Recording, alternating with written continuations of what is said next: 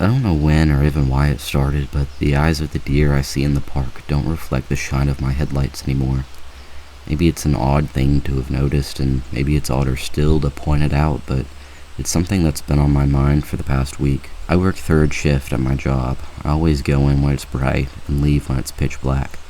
I've made a little habit of driving through the park on my way home because I like that every now and again I'll spot a whitetail among the shadows. It's something I've been doing for a few months now, really. But something's different about them now, it seems, and I can't really put my finger on it. Of course, what I noticed first was their eyes. The way I'd always been able to spot them in the past was the way their eyes caught on my car's headlights. Like the way a cat's eyes shine in the night. It was almost as if it was a bug that was patched, like in a video game or something. One night, it was all the same, but the next I drove along the road in the park and a deer nearly darted out in front of my car. I nearly hit the thing. I hadn't seen it coming. I've been more careful to keep an eye out for deer after that, and that was when I had noticed the change. I tried not to think much of it, going about my work and the rest of my life with the odd thing put up on a shelf in the back of my mind. But that was when other things started changing too. That was something I noticed when I was off work. I had the whole weekend free ahead of me, in fact. When I had free time like this, I had a few hobbies I liked to indulge in. Music, mainly. I play the saxophone and was looking forward to practicing an advanced technique I was so close to nailing. Altissimo notes always gave me trouble, but my breath work was getting more controlled with every hour I put into it. A few of my friends are musicians too, and we recently started playing together in public gigs. These were glorified talent shows, really, but it gave us all extra motivation to keep learning and improving. The only downside to it was that my neighbors probably hated me. I bought a special mute for my horn to be able to practice more quietly, but it only dampened the volume so much. I had just finished my warm-ups, sitting in front of a fold-out stand bearing printed note sheets when I passively checked the time. The ticking clock held up on my wall always provided me a white noise that I was quite fond of. It was mid-afternoon, 2:34. It had felt like at least an hour later when I checked the time again. I had gotten well along with my practice, but it only read 2:40. I chalked it up to simply misreading the clock before. I hadn't looked very deeply at it to begin with anyways. My girlfriend agreed when I brought it up to her. "You misread the clock. It's not that weird. You're not going senile just yet, trust me," she assured me. She was sitting on the couch, barely looking up from the laptop she was pecking away at as she talked.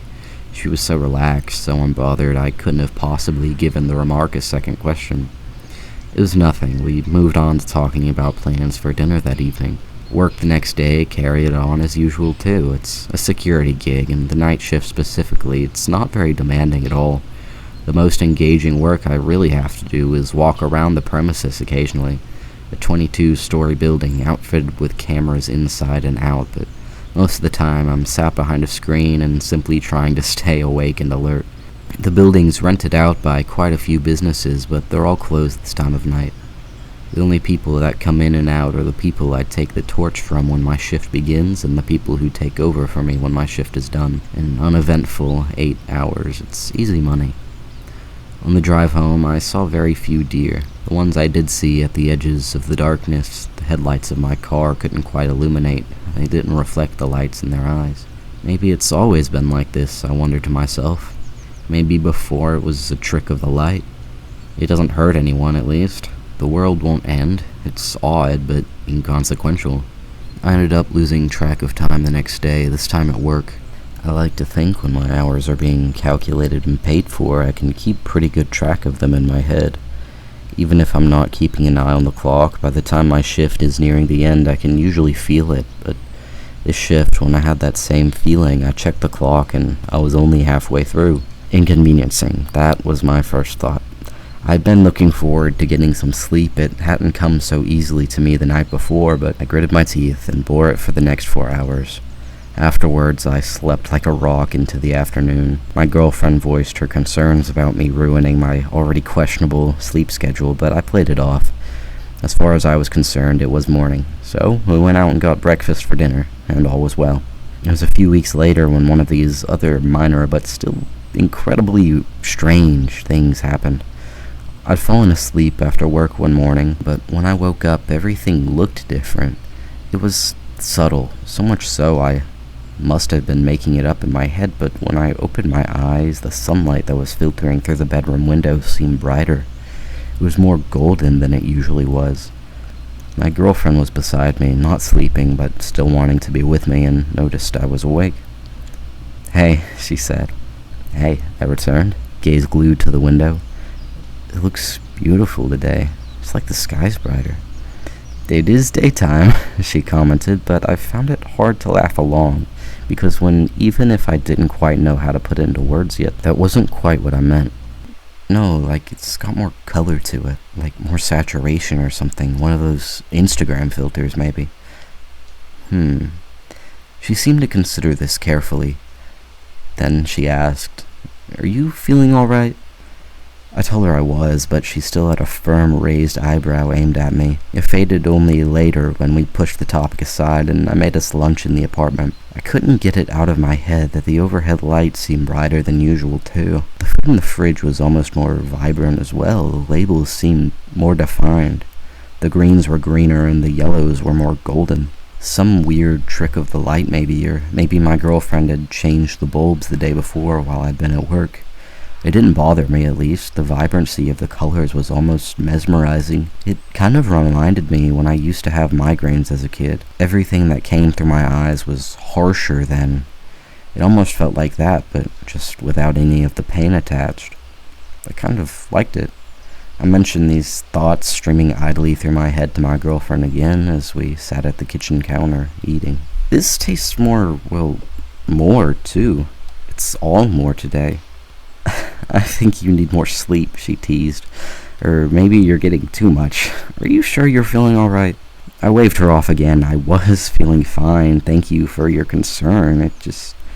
Nothing was really wrong. It was just different. I could adjust if I had to, but surely I wasn't the only one who had ever felt this way or noticed these things. These changes carried on through my shift the next day. The camera screens were especially vivid. When my coworker came at the end of my shift to take my place, I brought it up to him. "Do you know if they got new LEDs on the screens or something? Everything's so bright." He laughed me off. "You know you're not allowed to trip on the job, man." A week passed, but the hue everything had taken hadn't dulled back down. My girlfriend asked me about it, having remembered how I was when it had first started. I told her it was still much the same, and some odd look started to work its way on her face. "Have you thought about going to a doctor, maybe? That doesn't sound normal." We were side by side on the couch, and she swung a hand over to feel my forehead. I wasn't feverish, though. Dissatisfied, she pulled her hand away again. "No, why would I? It's not a big deal." "Has anything else seemed different to you recently?" She prodded. I told her about the deer and the clocks, but I doubled down on the fact that it wasn't getting in the way of anything. Outsider looking in, it was weird. Sure, I understood that. Maybe even a little concerning, but it really wasn't called for. She ended up making me go to the doctor's anyways. She even played the whole, "what would I do if something happened to you" card. I knew her stubbornness was only out of concern for me though, so I caved. She went with me to get checked up the next week. The waiting room was a sight for the eyes, painted in a light wash of gray but plastered almost floor to ceiling in various colorful medical posters and flyers. It was a weekday afternoon, and me and her were the only ones there, save for the man at the front desk. My girlfriend told me to sit down and did the checking in for me, then came back to sit beside me. Things felt oddly tense in that moment. Her worry radiated off of her in waves. A door off to the side of the room opened up, and a woman called my name. We both got up and left the waiting room to duck into a long hallway. The woman stopped me for a moment to check my height, weight, and temperature, and we headed further into the building to be sat in a room with some cabinets and an exam table. Then we waited again. That same tenseness from before had followed us into the room. What seems to be the issue? When the doctor came in, I'd hardly even noticed. I'd been so focused on one of the medical printouts on the wall. Describing just exactly what I'd been experiencing was a bit difficult, however, especially considering I still didn't feel like I needed to be here. It took some fishing, a conversation made no less difficult by my lack of seeing any issue, but with the help of my girlfriend, we managed to relay the gist of it. The doctor, a taller man, older too, seemed relatively unfazed, save for a few questions that he had to follow up with. "Are you experiencing any headaches, lightheadedness, nausea?" I said no to each, and the doctor continued asking if I was experiencing a long list of symptoms I definitely was not experiencing. Feeling faint when I stand up? Definitely not. Decreased appetite? No. Increased appetite? Also no. No migraines, no aches, no pains. Eventually, the doctor had crossed everything off his list, but surprisingly to me, he wasn't at a loss for what to do. "Alright, this doesn't seem to be a physical problem. Not in any way that is apparent to me, at the very least. You could go down the route of getting a brain scan or MRI, but this is what I would recommend." The doctor went to the cabinets and pulled out a notepad and pen. He scribbled down some information, the name of a practice, the name of a doctor, a number, and an address. Then he tore the paper from the pad and offered it up to me. I took it and grimaced down at the words. "The psychiatrist? You think I'm making this up?" It didn't matter if he did think that, I suppose, but all of these little things had all been very real. If they were in my head, I feel like I would have been able to tell. No, not at all. The doctor was quick to clarify. "I believe that what you are experiencing is all very real for you, but these are just my treatment recommendations." The rest of what he'd said went in one ear and out the other. I'd humored my girlfriend by coming here, but having to jump through hoops and connect with specialists all to solve a problem that didn't even exist, that was more than I felt like was worth humoring. On the drive back to the apartment, I told her about how I felt about it, how it was unnecessary, a waste of time and money, and I felt fine, so why should this even be a cause for concern in the first place? I could tell she was trying not to get upset, but I held firm and assured her I really did feel fine. She made me promise to let her know if anything else changed, anything at all, or if I started experiencing any of the symptoms the doctor warned us about. I told her I would, I promised her, and things continued in this new normal that they had changed into in these past few weeks. I didn't bring up the recent visit to my managers at work, or anyone for that matter. I kept all comments about the colors changing to myself as well, and tried to ignore it when the electrical whirring of the security cameras was suddenly a lot louder than it used to be. I hadn't even been aware of it before, the sound electricity made, but it made sense. Why wouldn't it make sound? I didn't end up walking around the building more than was required by my managers that day. I stuck mostly to the cameras, watching bird's-eye angles of the dark rooms as they all remained as static and boring as usual. I sat back in my chair, arms crossed. It was all so rhythmic, the sounds, and it was comfortable enough in the safety of the security room. Without realizing, I fell into a sleeping daze, and when I finally roused from it, I shook my head in a panic to ward off the grogginess. I've gotten away with sleeping on the job before, but it's not something I like to do. I've always worried that if my coworker who comes in to take over my station ever saw me dozing, he'd tell the managers about it. That was a whole can of worms I'd really prefer stayed closed, but luckily, as my eyes darted to the little digital clock just below all the cameras, there was still an hour left to my shift. All was well. I got to my feet thinking a patrol around the premises would help keep me awake, and did a once-over on the cameras just to make sure all was well. That was when I noticed something strange. I sat right back down to stare at the monitors. There weren't any intruders or signs of a break-in in any of the hallways or offices or the front lounge or even the break rooms, but the way they were all arranged had just suddenly completely flipped. Furniture, chairs, and tables were all moved and set up in different spots than I swore they'd been before. Doors had even switched to different walls, windows too. Light switches and electrical outlets had all been shuffled around like playing cards. I didn't know what to make of it. How was that even possible? I got up from my chair and went around the building, inspecting each room thoroughly. It was eerie. Everything I'd seen in the cameras was reflected in the rooms themselves. Muscle memory from how the layout used to be almost had me tripping on my feet a few times too. It took me longer than I could keep track of to make sense of it all and to get my bearings. I was stood in front of a painting in an office. It was hung up where the window had been before when my coworker found me.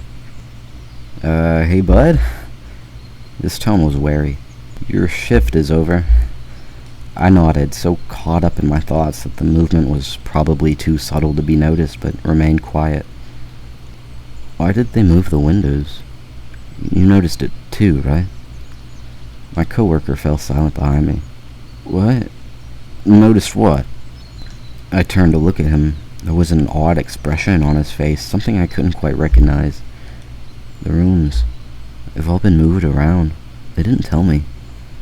Yeah, me neither. Weird, huh?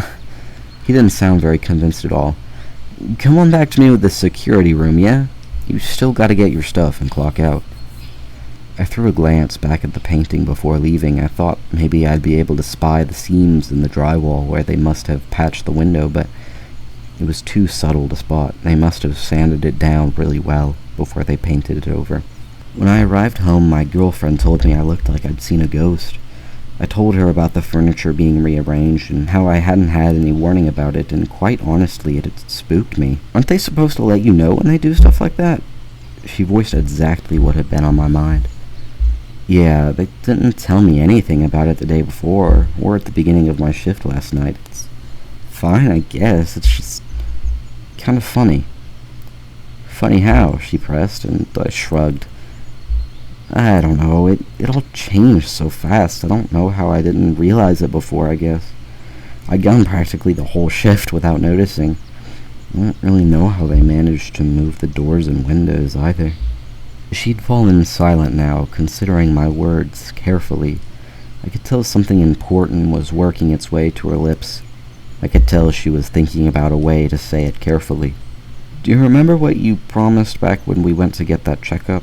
I did, but I knew that didn't have anything to do with this. I told her as much, but she wasn't backing down this time. You promised me. You promised yourself. What else could be causing this? I mean, if you've got a better plan of action, do tell me, but this needs to get fixed. I felt that same tension from back when we went to the doctor's office suddenly well up here, like a rubber band being pulled taut, like electricity arcing through my body. I shook my head. It's not gonna help. That's not what it is. Then what is it? She continues. You're worrying me, you know that? The rubber band stretched more. You don't have to worry. It's just a weird thing that happened at work. It's not impacting my job, and the only really upsetting thing about it is that we're still talking about it now when we could be doing literally anything else. I'm not letting this go. She's drawn her line in the sand. I tried not to get more frustrated than I already was. I tried to choke it down. I shook my head again. I really don't want to talk about this. There's nothing to let go. I'm taking a nap before work. It made me feel like shit, but I fled to the bedroom and closed the door behind me. It was by no small miracle that she didn't follow after me before I planted on the bed and dozed until it was time to get ready for my shift that night. The layout of the building was still different, but it didn't make me feel so uneasy anymore. It was something I could get used to. It was fine. But the coming weekend wasn't fine. It was more strained than I could have anticipated, even with my girlfriend having made her position about me going back to the doctor well known. She didn't want to talk to me about anything else, so for the majority of the weekend we just didn't talk. Silence fell over the apartment, and I tried to combat it by picking my saxophone back up, but the keys didn't feel familiar in my hands anymore. I hadn't touched it in weeks. I suppose that made sense. I was still sitting by a fold-out stand with the instrument in my hands when my girlfriend came over to me. She stood in front of the doorway, arms crossed, but when her mouth opened, the sound that came out wasn't words. The pitch was the same, the sound was definitely coming from her, but when her lips moved, I couldn't make sense of what she was trying to tell me. I stared at her for a long while, and she spoke again. I could tell her tone was more impatient this time, but I still didn't know how to respond.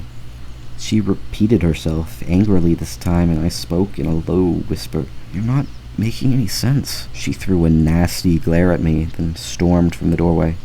I could hear more sounds from the bedroom now, but I didn't dare move from my chair until I heard the front door slam behind her. The coming work week felt lonelier than usual. When I came to clock in and take over my coworker's station, he said something to me, but I couldn't make that out either. I mumbled something under my breath, some generic response, and fortunately it didn't get me a second glance from him. The shift passed by in odd staggers. It felt like the clock was playing games with me, reading some hour of the morning one minute, then barely even midnight the next. When my coworker came to take up my shift, what he was trying to tell me was nonsensical too. It wasn't until the end of the week that I realized my girlfriend wasn't coming back. She Surely there had been some kind of condition to her leaving, but when I tried calling her number on my phone to ask her, it didn't work. The robotic voice told me the number I was trying to reach didn't exist. I didn't go into work the next day. The clock kept jumping between the time I needed to get ready for work and the early afternoon hours of the day. It wasn't like I'd have been able to get out anyways. When I'd awoken that morning, all the furniture had been rearranged. My front door wasn't where it had been before. I couldn't find it anywhere. I'm not sure how much time passed after that. It could have been hours or days or weeks. My phone got hidden away somewhere when the furniture rearranged, and the fridge was lost too. I started to wonder how long this would go on. Quietly, calmly, I wondered if I was to die here. The windows had gone too. I had no way of telling time, let alone anything. The lights went out at some point. The fixtures themselves were gone from the ceiling, blank texture in their place. At some point I'd given up on navigating through the darkness and resigned my back to be permanently glued up against a wall forever. The cold floor beneath me was the only thing that kept me from believing I was actually floating in some wide, expansive void. All of the change up until now, I had been able to handle it. I supposed I could learn to handle this too. Everything was different, but maybe so was I. Maybe this had been some kind of sickness all along, a virus infecting the world, and now it had finally dipped its infection into me. Maybe I should have been more scared than I was. Maybe I shouldn't have been so quick to accept it, but would that have really changed anything? The ticking of the clock on my wall had faded long ago.